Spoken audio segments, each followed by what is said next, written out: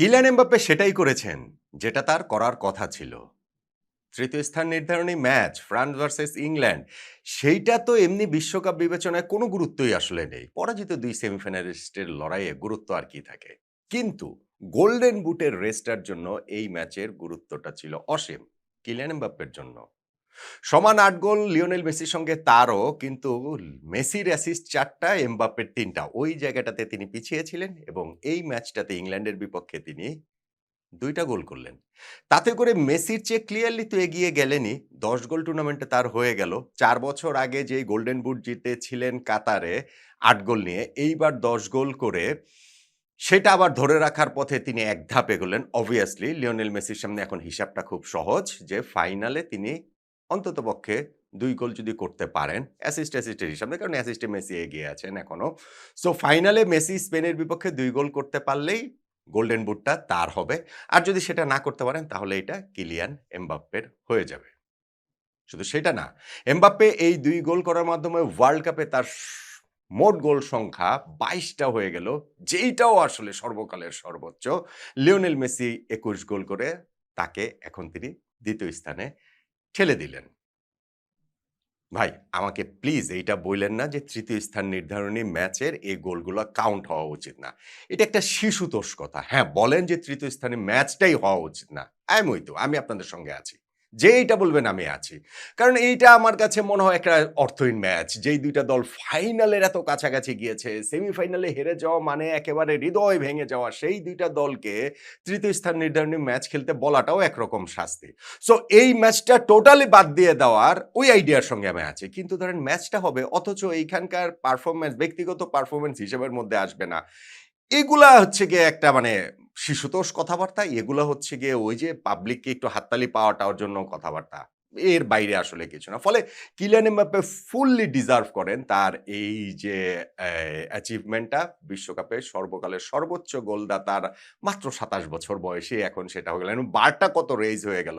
Miroslav closure যেটা ১৬ গোল ছিল সেইটাকে এমবাপ্পে এখন ২২ গোল পর্যন্ত নিয়ে শেষ করলেন। আমরা জানি না ওয়ার্ল্ড কাপ শেষ হতে ফাইনাল পরে লিওনেল মেসি সেই বারটাকে আরো উঁচুতে নিয়ে যান কিনা।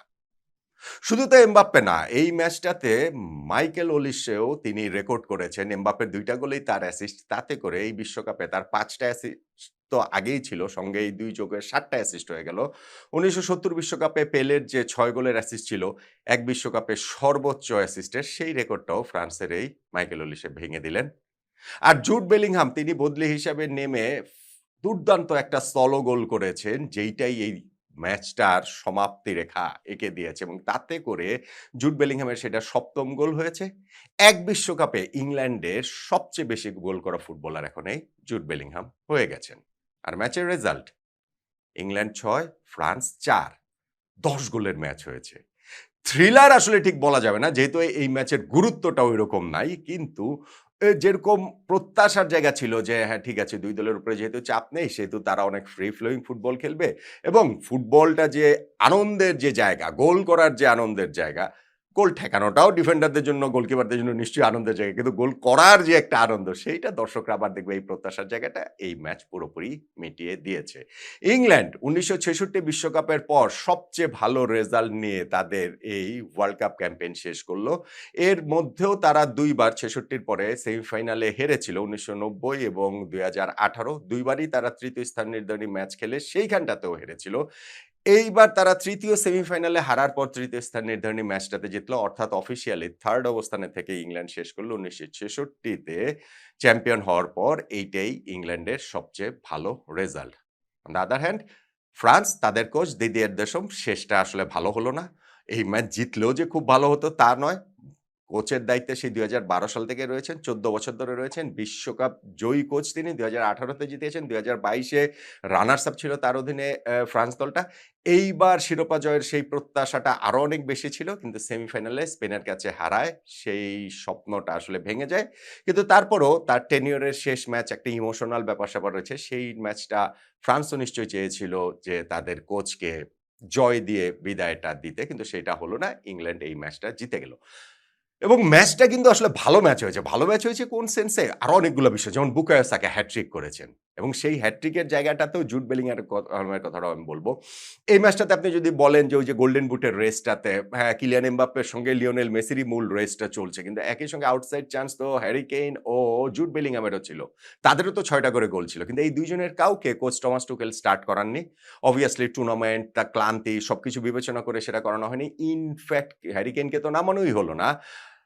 নামানো হলেন তিনি নিশ্চয়ই ভাবছিলেন যে না এত গোলের ম্যাচ তারও গোল টালিটা বাড়িয়ে নেওয়ার সুযোগটা ছিল। কিন্তু জুড বেলিংহাম নেমেছিলেন পরবর্তীতে। নামার পর ইংল্যান্ড একটা পেনাল্টি পর্যন্ত পেয়েছিল। সেই পেনাল্টিতে তো জুড বেলিংহাম নিতেই পারতেন এই ওয়ার্ল্ড কাপ সবকিছু কনটেক্সট বিবেচনা করলে। কিন্তু সেই পেনাল্টিটা নিতে দেন বুকায়ো সাকাকে। যেই বুকায়ো সাকা ফার্স্ট হাফে ২ গোল করেছিলেন ওই পেনাল্টির মাধ্যমে তিনি হ্যাট্রিক করলেন। অর্থাৎ বুকায়ো সাকা হ্যাট্রিকের মাধ্যমে এই ওয়ার্ল্ড কাপটা শেষ করলেন। পার্সোনাল জায়গা থেকে ইংল্যান্ডের এই উইঙ্গারের জন্য সেটাও তো একটা বিরাট বড় ব্যাপার। ম্যাচের কথা বলছিলাম। ম্যাচটা খুব কন্ট্রাস্টিং হয়েছে ২ হাফে। ধরেন ফার্স্ট হাফটাতে ইংল্যান্ড ৪-০ গোলে এগিয়ে গেছে ফ্রান্সের বিপক্ষে। ৪ গোল। শুরুতেই ডেক্লান রাইস গোল দিলেন। তারপরে হচ্ছে গিয়ে ওই যে আরো একটা গোল ওইখানটাতে হলো।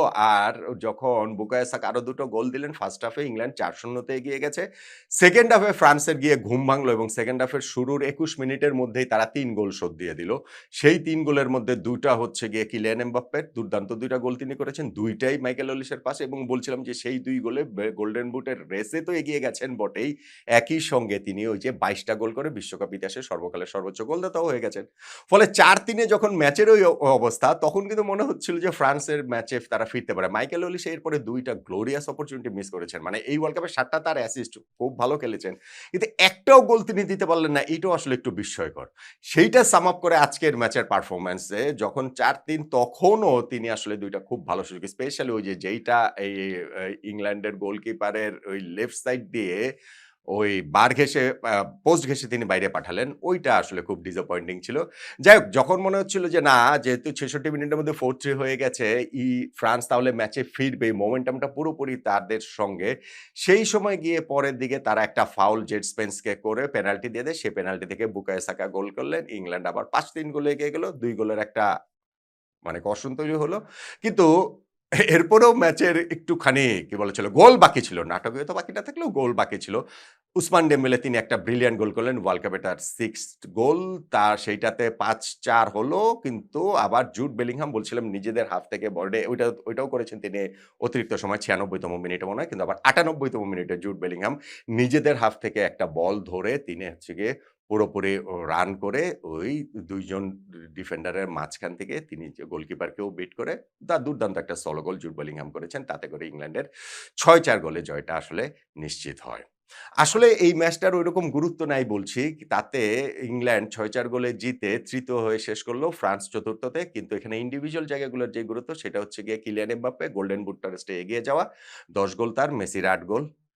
বিশ্বকাপের সর্বকালের সর্বোচ্চ গোলদাতা হয়ে যাওয়া তার। এরই মধ্যে ২২ গোল করে ফেলেছেন। ২০১৮ বিশ্বকাপে ৪ গোল, ২০২২ বিশ্বকাপের ৮ গোল এবং এই বিশ্বকাপে ১০ গোল হয়ে গেল তার। বিশ্বকাপে কোনো একজন ফুটবলার ডাবল ডিজিটে পার্সোনাল গোল সংখ্যা নিয়ে গেলেন এই নিয়ে চতুর্থবারের মতো।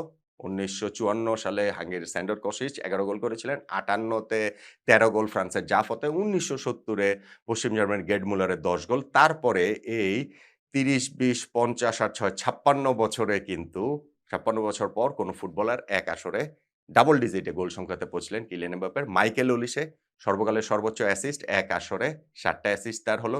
বুকায়ো সাকার হ্যাট্রিকটা হলো এবং সেই সবকিছুর যে এই পার্সোনাল যে আছে মানে জুড বেলিংহামের এক ওয়ার্ল্ড কাপে ইংল্যান্ডের প্লেয়ার হিসেবে সর্বোচ্চ গোল ৭ টা গোল তার হলো। কিন্তু এই ব্যক্তিগত